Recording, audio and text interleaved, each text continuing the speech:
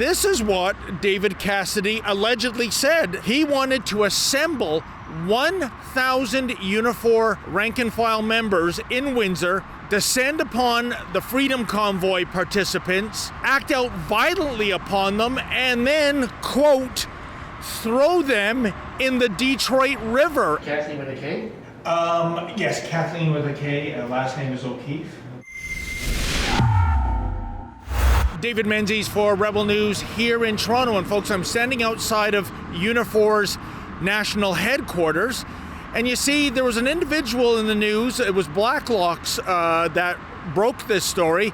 Namely, David Cassidy was advocating for violence? Now, wait a minute. The David Cassidy I know, he's all about peace and love and harmony and having a groovy good time. Check it out.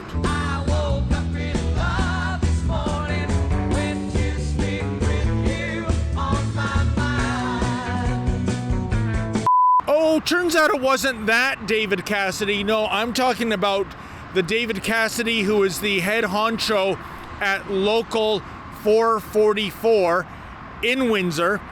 And this is what David Cassidy allegedly said. He wanted to assemble 1,000 Unifor rank-and-file members in Windsor, descend upon the Freedom Convoy participants, act out violently upon them, and then, quote, throw them in the Detroit River, end quote. How can this be? I thought, Unifor being the leftist organization that it is, it's all about peace and love and tolerance and understanding. Well, I did reach out to David Cassidy, and I had two questions for him. One, did you actually say that?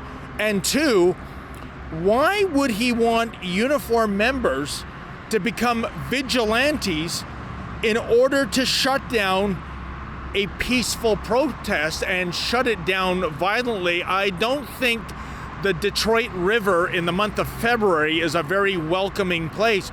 Well, Mr. Cassidy has yet to respond. So it is that I reached out to the media relations team here at Unifor.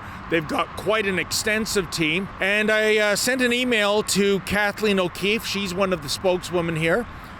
And my questions were this. One, assuming Cassidy's statement is true, does Unifor support or condemn Mr. Cassidy's words? And secondly, why would Mr. Cassidy deem it appropriate to enlist Unifor members as vigilantes to violently shut down a peaceful protest? Well, folks, that was a couple of days ago. It's radio silence, so we decided to make a house call. Let's see if Miss O'Keefe or anyone else in the media relations team has anything to say to us. Kathleen with a K? Yes, Kathleen with a K. Last name is O'Keefe.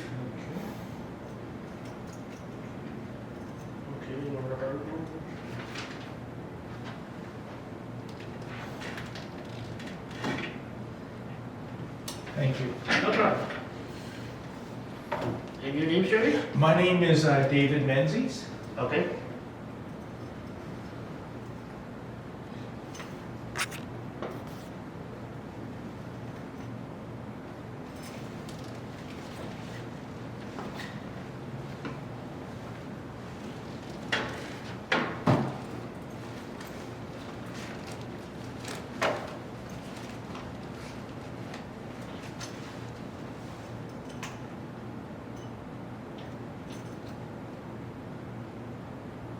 I have all the left for voicemail. Sorry.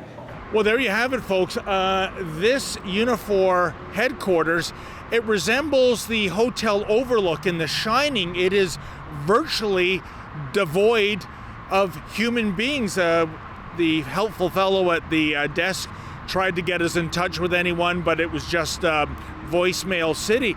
And it's incredible. Like I said, they have an entire communications team. And keep in mind that Unifor represents most of the mainstream media journalists in Canada. You'd think they would have a little, professional courtesy to get back to an independent journalist, but no, this is a horrible looking story. and instead of addressing it, they go into the fetal position and hope that it goes away.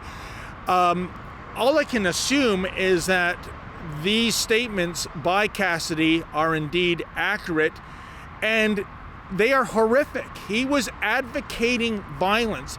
He was talking about a lynch mob dumping peaceful protesters into the Detroit River in February.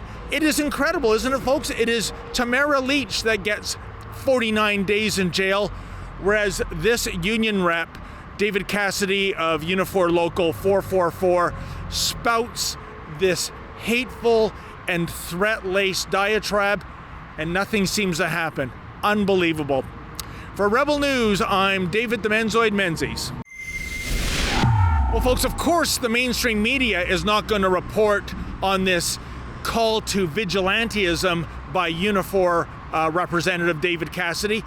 Gee, I wonder why that would be. Oh yeah, that's right. Unifor is the union for the mainstream media journalists. What a joke. Please, if you can, support our independent journalism. Go to rebelinvestigates.com.